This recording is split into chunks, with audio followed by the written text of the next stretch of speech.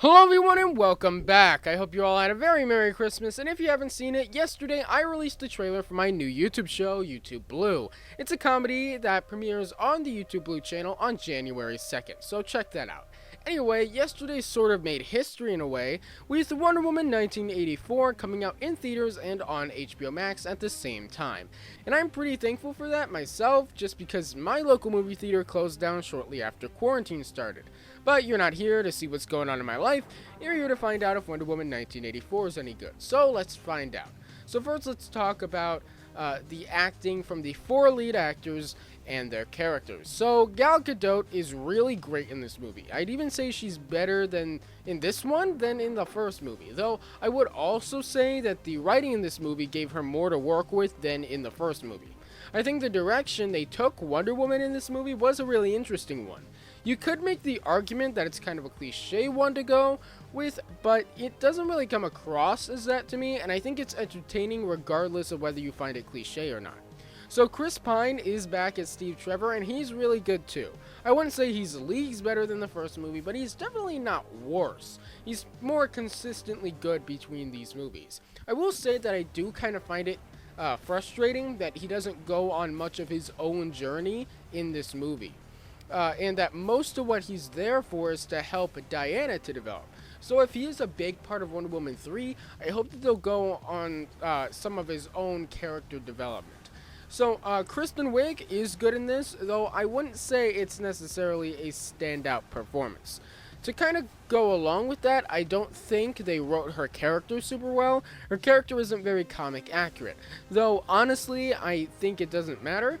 Her character doesn't amount to much beyond introducing the MacGuffin of the movie and being a villain that Wonder Woman can actually fight, because she can't really fight Maxwell Lord, he's just a dude. Also, some of the decisions that she makes in the movie don't really make sense for her character, in my opinion.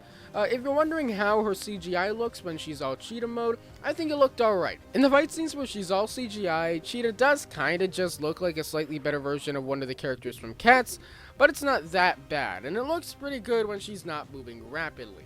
Moving on to Pedro Pascal as Maxwell Lord, I think he's the standout performance in this easily. I didn't really see Pedro Pascal and stuff before this. In fact, the first thing I had seen him in was earlier yesterday when I watched We Can Be Heroes, a Netflix movie that came out yesterday as well, that I'll be doing a full review on later this week. He's in We Can Be Heroes, but he doesn't have much to work with there, so I was pretty blown away with him in this movie. The way he can communicate what he's thinking with just his facial expressions at the camera is really great, and I also really liked his 80s businessman, kind of, I guess you could say impression, but it's not really impression because he's playing the role. But I thought it was great. He's kind of what I wish Ross Weber was in Superman 3. There is a lot of business talk in this, though unlike in Superman 3, it's kind of part of a more thrilling narrative.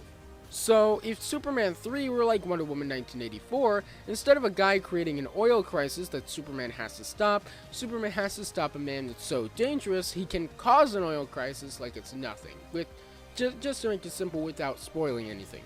They do make you sympathize with his character a little, but it's not in the cliche way of revealing this big horrible backstory or anything. The movie itself is very good, and like any good superhero movie, it isn't a movie about a superhero saving the world. It's about people and their relationships with each other. That's not to say it doesn't have action though. The action is really well choreographed. Occasionally it feels like you're sitting through it waiting for the next scene, but usually it's pretty entertaining.